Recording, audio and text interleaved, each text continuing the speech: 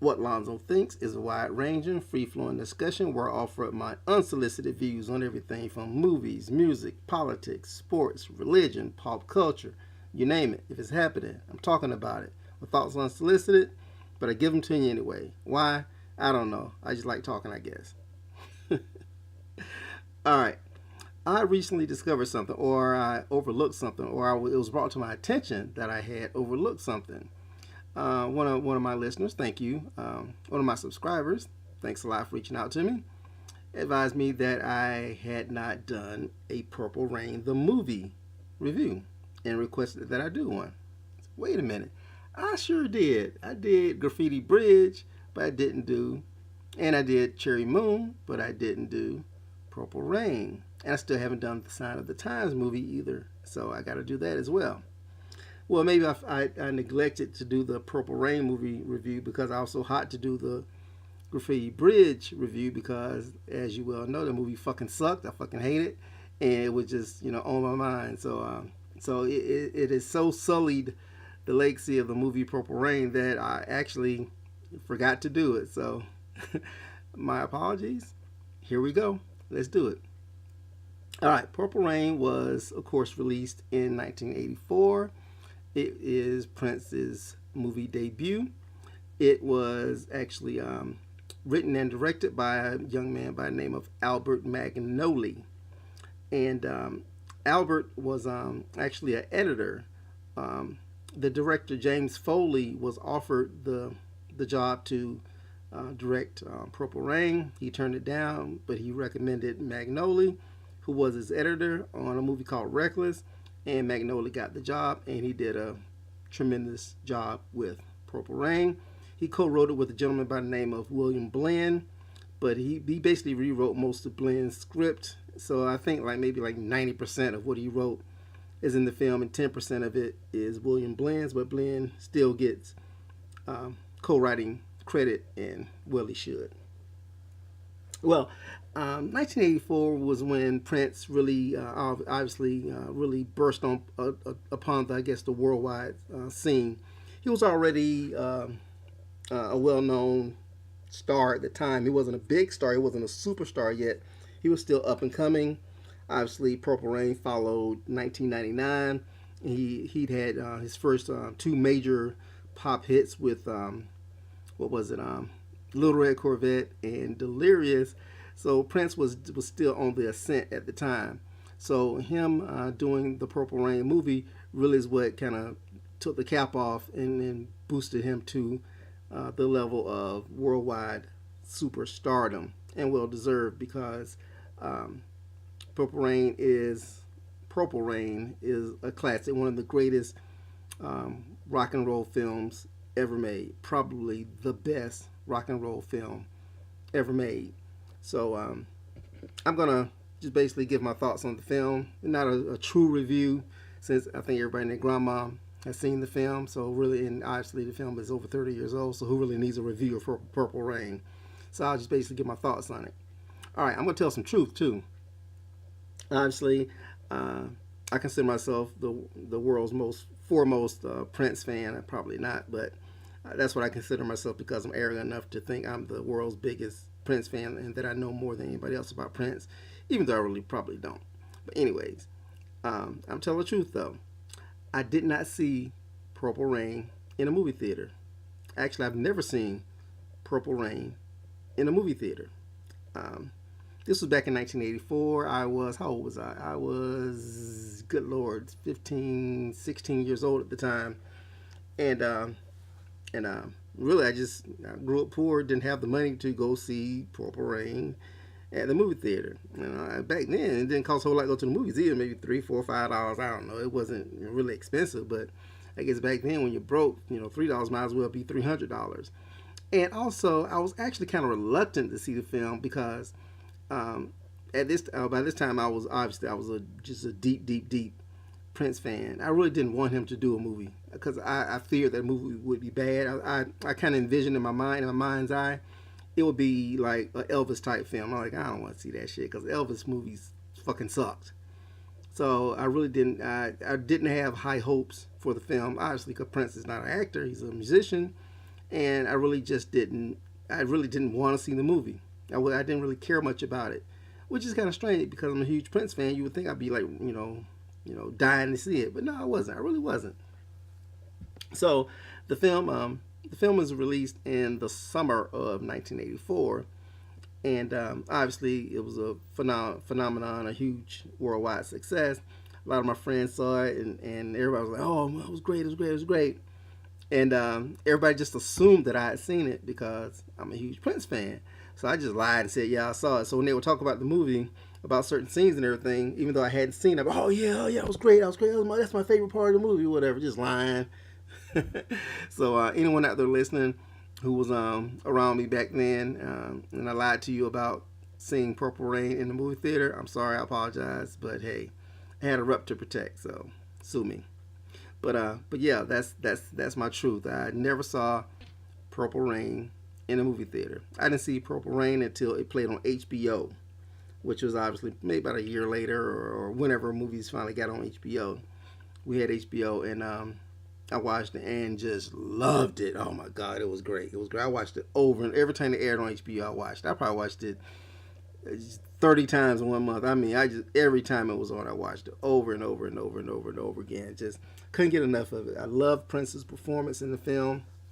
I thought obviously the film is semi autobiographical, so he was basically just playing himself, which obviously for a new actor, um, someone who's never been in a movie before, that is I'm sure it was easier for him to do that versus trying to portray a character.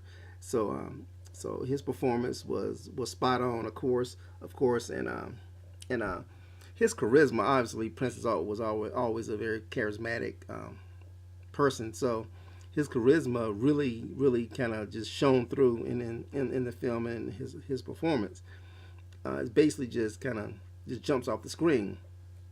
So that's one of the things I was most concerned about was his ability to act, of course, whether or not it would translate. So seeing the film and seeing how he portrayed that role, it was very reassuring. And Prince, and I've said this many times before, Prince could have been a movie star. He really could have been, if he wanted to be, he could have been because he had a natural charisma. Obviously, his persona, his size, obviously his fame, of course, and the way he looked. Probably one of the things that prevented him from becoming I guess someone who could play multiple roles as an actor. But when it just comes to just having the chops to be an actor, he definitely had that. He definitely did. But obviously, when you're 5'2" or whatever, it's kind of hard to be an actor in a leading man, so to speak. So so obviously so any film he did, he had to play a character that was close to himself. So and obviously he only made one other I guess semi fictional type film that was Under the Cherry Moon, and obviously the Graffiti Bridge. So obviously three movies that where he actually played a character, so to speak. So but I always felt that if he really if Prince wasn't Prince, he would have been a good actor too as well. And I've said it before, Prince, just kind of get off the subject for a minute, I thought Prince could have been a great jazz musician, jazz artist, if he focused on jazz. And I said it because today I was listening to one of his jazz albums. I was listening to Madhouse 8, and I thought about that today. That Prince, if he focused on just strictly jazz, he would have been one of the greatest jazz musicians ever. So dude, just versatile, just multi-talented. So anyways, I'm getting off track. But I will speak a little bit about the plot of the film. Obviously, it's loosely based on his life. Prince plays a character known as the Kid. He lives at home with his parents. His dad is a alcoholic, abuser, wife beater. Um, Prince is a tortured soul who kind of escapes through his music. He's an up and coming artist in Minneapolis, Minnesota. He plays with his band, The Revolution, at a nightclub known as First Avenue, and his band was expected to be the next band. I guess a lot of groups prior to The Revolution that made it onto the national stage or got recording contracts, and Prince's group was the next group that everyone kind of assumed would make it, and for some reason he didn't. And so there's a little, I guess, a little drama there as far as his inability to make it. And I think a lot of folks tied that into the fact that, as far as plot wise, that people really didn't understand his music. His music was really eclectic, and he really put his heart and soul into it. But the stuff that was kind of off the beaten path that people really didn't get. And Billy Sparks, the owner of the club, said that to him in the film. Also, Prince is he has a rival, which is Morris Day and the group The Time, who are up and coming as well. Um, Morris Day is pretty much the antithesis of what everything the kid is about. He's brash, he's bold, he's arrogant, he's just oozes charisma, and he'll stop at nothing to get what he wants. So along comes Apollonia, a beautiful young singer who just moves into town, and she and she and the kid meet, and they begin a relationship, and she wants him to help her get into the music scene. He refuses, so she accepts the help of Morris. That fractures the relationship between herself and the kid, and they all come back together at the end, a nice little bow, and everything gets resolved. So that's basically the film, and really the plot is kind of thin, but really it's really a showcase of music. But the story has enough legs to where it's not like, say, for example, like Graffiti Bridge, which had like no plot whatsoever, had a dumb plot, and the plot had no legs. Therefore, the film just collapsed.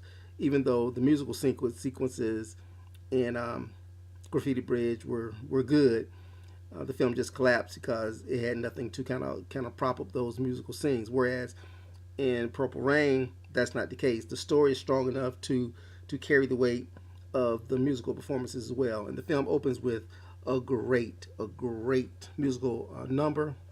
Of course, Let's Go Crazy, which was a huge hit, a #1 hit, and it's a great opening to the film. And it really sucks you in. Really, by the first 2 or 3 minutes of the film, the opening montage and the video, you're sucked in, you're locked in, and it grips you and holds you throughout the entire film. You really can't take your eyes off the screen once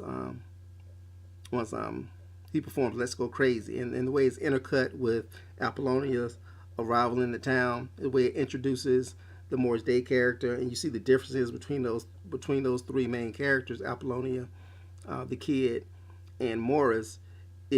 There's no way you cannot be riveted and want to see what happens between these three characters. And to top it all off, after he performs Let's Go Crazy, Morris and The Time come out and they do Jungle Love, which also was a great song. It was a big hit from the film, and it's a wrap after that. It's just a wrap, and there's really nothing you can do but just grab on and ride, because it's a great opening scene, a great opening montage to start the film.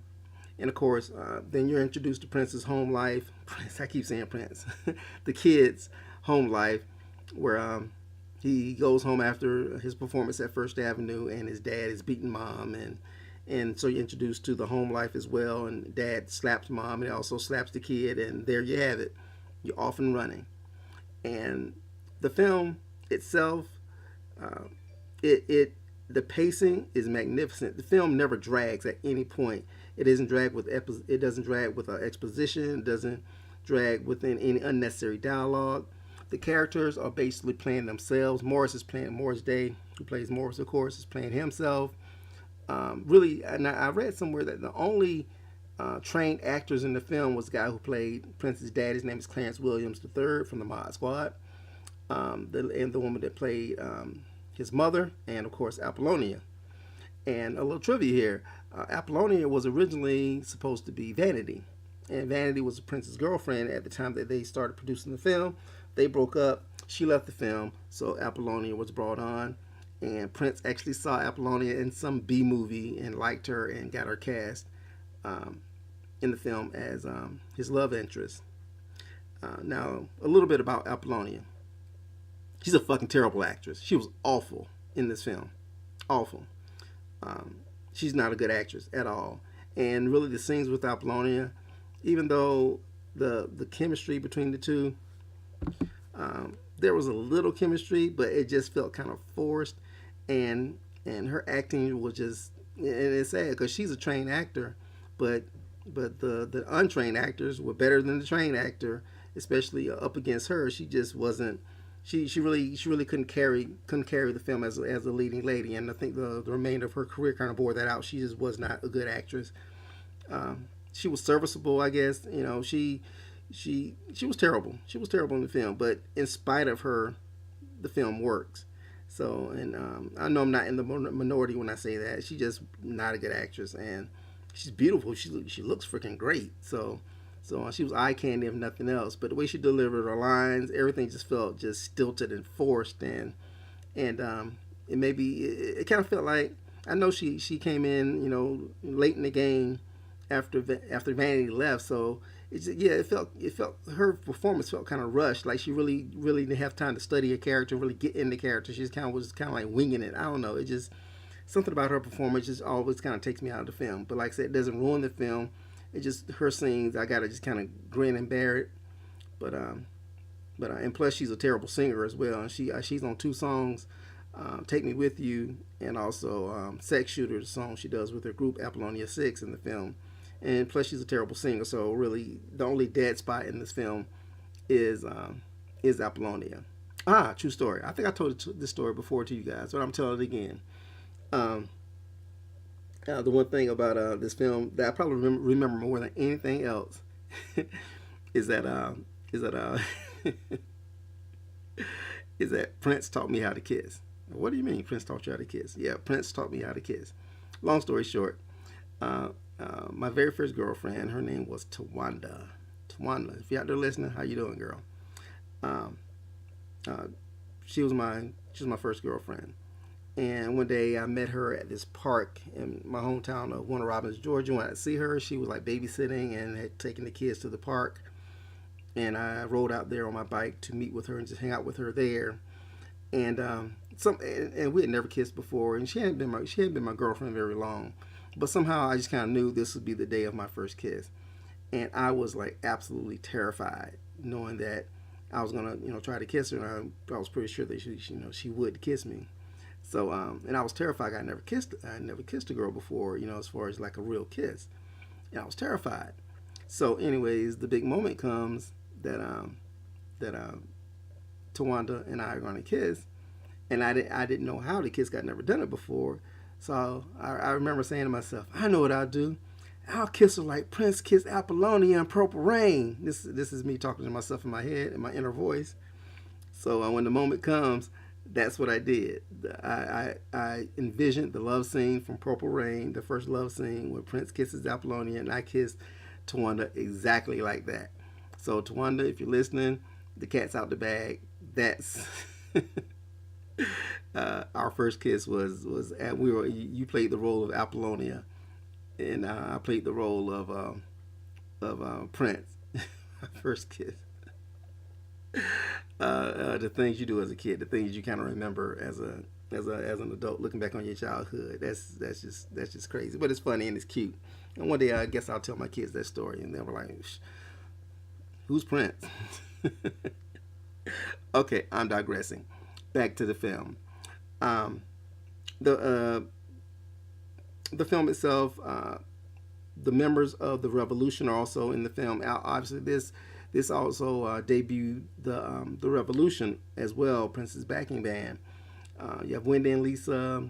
They're in the film. They actually have speaking lines. They actually had a bit of a B plot as well. Actually, the song that there was a song that they wanted to do with the kid. He kept refusing to do it, but actually it turned out to be the title track, "Purple Rain." Also, Dr. Fink had some lines. Bobby Z had some lines. On the only member who didn't have any lines was Brown Mark. I don't think I've ever heard Brown Mark speak. I have to be honest with you. Good. But yeah, Brown Mark was the only member of the band that did not have any speaking lines in the film. But the entire band was in the film. Now let me back up a little bit. There are some iconic scenes in Purple Rain as well. I've talked a little bit about the Let's Go Crazy performance. Also, the Beautiful Ones performance is magnificent. The way he performed the song, obviously, the scene is where he kind of professes to Apollonia that he wants her and that he's going to get her. And she's actually on a date with Morris at the club. And the song is just powerful. The Beautiful Ones is a powerful song anyway. But the way he performs it in the film and actually emotes his will through his performance of the song to her and to Morris in the film is just movie magic. And he gets the girl because later on that night, she's waiting for him outside the nightclub in the back alley.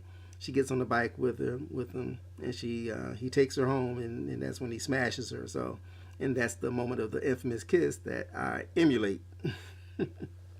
So that was a very powerful scene. Once again, there's a lot of powerful scenes in the film. The scenes with Morris and Jerome are magnificent. Morris really steals the film. Every scene he's in, he dominates with his charisma, and his performance in the film, made him a star and gave him a lot of opportunities. He didn't make it as an actor because he was a one-trick pony. He was definitely typecast himself with his braggadocious ways and the way he portrayed the character. He really couldn't. He tried other roles and everything, but every role that you saw him in outside of Purple Rain, he was basically just playing another version of himself. So obviously his career as an actor fizzled out after Purple Rain as well. Because really no one in this film, I think, besides Clarence Williams III, who obviously had a long career prior to doing Purple Rain, actually had any major success or longevity as an actor after the film. And the woman who played Prince's mom, she really didn't have much to do in the film anyway, and she was a character actor, somebody I never heard of or saw her again after this film anyway. Her name was Olga Carlotas, but I never saw her again either. But the only actor I saw again was Clarence Williams, but once again, Clarence had a long career prior to that. So also Albert Magnoli, who directed the film, he did a great job directing this film. His career after Purple Rain really didn't go anywhere either. I remember he did a follow-up film called American Anthem where it was about some gymnast or whatever, and I never saw the film, but obviously the film tanked. It was a bomb, and I think he did like one other movie after that. He actually directed Tango and Cash, I believe, and Tango and Cash was a hit, but it wasn't anything that's gonna add to someone's career because it was basically just a fluff action flick. So I guess that's one of the things about Purple Rain is that obviously the music career of Prince really took off from there, but the other people involved, it really didn't give them the boost, to I guess the longevity that they may have wanted in their careers. Of course, Morris Day left the group the time after the film was released and started his solo career. He had a so-so solo career, had a couple hits and everything, but nowhere near the success that I think he may have envisioned when he left the time. And of course, the time was back then was one of the funkiest funk groups ever, and to this day, they have a nice legacy of music to fall back on. But when Morris left the time and left and went out on his own, his career never really panned out the way I'm sure he envisioned. Now you can catch him at a festival near you with with the time. I saw Morris in the time last summer in Chattanooga, Tennessee, at some festival or whatever. There was the closing act, the headliner at some festival in Chattanooga. And also I saw him live at the Cherry Blossom Festival in Macon, Georgia. So just to show you how far Morris has fallen, man. He's playing festivals. It's actually kind of sad to see him still doing the same act with Jerome and with the mirror. Well, not Jerome. That got somebody else. And Jerome was smart enough to get away from him. And he's got somebody else, some other guy, whatever, holding the mirror for him, playing his valet or whatever. It's kind of sad. You see, 50, 60-year-old Morris Day out there still jumping around, doing the same old songs over and over again at festivals. You'll see him turn up, every now and again on national television, but always something having to do maybe with a Prince tribute of some sort, and he's doing the same songs over and over again. He's doing Jungle Love, he's doing The Bird, and that's what his life is. So sorry, Morris. Damn, I'm all off track here. I'm talking about this is my Purple Rain review or not really review, reminiscing, and I'm talking about stuff that has nothing to do with the film. Well, I guess it has something to do with the film. I don't know, but anyways, back to the film. My analysis of the film, or my overall opinion of the film. Once again, like I said before, Purple Rain is one of the greatest rock and roll movies ever made. Probably the greatest rock and roll movie ever made. It's very well directed, very well acted. Minus Apollonia. The songs are timeless. The album, of course, was a huge hit, and once again made Prince a worldwide superstar.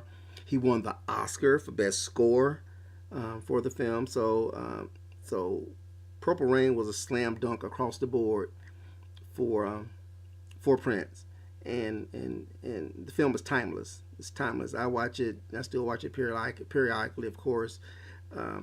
And it still holds up, even though it's severely dated, obviously because of the time period and the clothing and the music and everything. But it still holds up as a film that you can watch, have a good time, enjoy the music, and obviously being a huge Prince fan, every time I watch it, it feels like the first time. So it's always a great watch for me. So if someone came from the planet Mars and asked me, "Hey, what's the best rock movie ever?" Damn it, it's Purple Rain. You got to watch that joint. You're gonna love it. So that's what I tell everyone. Anyone ever asks me about Purple Rain, I tell them the same thing. It's a movie that grabs you. It won't let you go. And if you love music, there's no way you can dislike this film. It's impossible to dislike this film.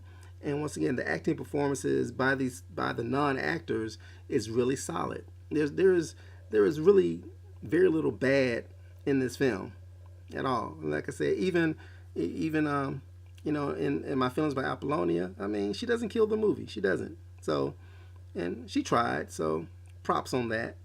She just wasn't a good actress, and her career proves that she wasn't a good actress. But through no fault of her own, she still is part of history, and because this film is timeless, it's going to be around long after you and I and other people are long gone from this earth. People still be watching Purple Rain. It'll still be shown, in the movie plexes on Prince's birthday or on the date of Prince's death or something. I mean, it'll always be. It's a celebrated film, well worth it. And as you well know, there was a sequel called Graffiti Bridge. Don't bother. Don't watch it. It fucking sucks. It really tarnishes a lot of Purple Rain because he takes the characters, because Prince wrote and directed Graffiti Bridge. He took those characters and turned them into caricatures. Whereas in Purple Rain, the characters felt like actual people, that their world actually existed. These were people who were struggling musicians who fell in love, who had the trials and tribulations. Everything felt organic in Purple Rain. Whereas in Graffiti Bridge, it was just an excuse for music, basically. Because, and I said before, the musical scenes in Purple Rain don't collapse the story. They are part of the story, and they flow within the framework of the film. Whereas Graffiti Bridge is just you have scenes just to get you into the next music performance, and the scenes are just god awful. And another thing, Purple Rain was actually shot on location, whereas Graffiti Bridge was shot mostly on a back lot, on a set. So it's a big difference, a huge difference. The film just feels real and it feels organic. So I highly recommend Purple Rain. It's a classic, as you well know. What do you think? Am I way off base? Did you love Purple Rain as much as I did? What are the things about the film that you liked or didn't like? Do you agree on my take with Apollonia? And my thoughts about the musical performances? Hit me up. Let me know. Subscribe. Give me comments. Twitter, What Lonzo Thinks, @WhatLonzoThinks. Gmail, WhatLonzoThinks@gmail.com. Let me know what you think. I'm doing this review or this analysis or whatever you want to call it because it was requested. So I hope this kind of satiates your appetite, so to speak.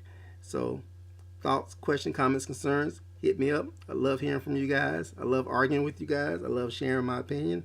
I love reading your opinions and your takes on what I have to say. Um, I'm never wrong. I'm never right. I just give my opinion. And if you reply to me, you're never wrong. You're never right. It's your opinion, and I respect that. So as long as you respect my opinion, I respect your opinion. We good. So keep hitting me up. I'll keep doing the videos. I'll keep doing the podcast. I'll keep giving you my opinion, and I always want to know what you think, because when it comes to Prince, you're always going to know what Lonzo thinks. Bye.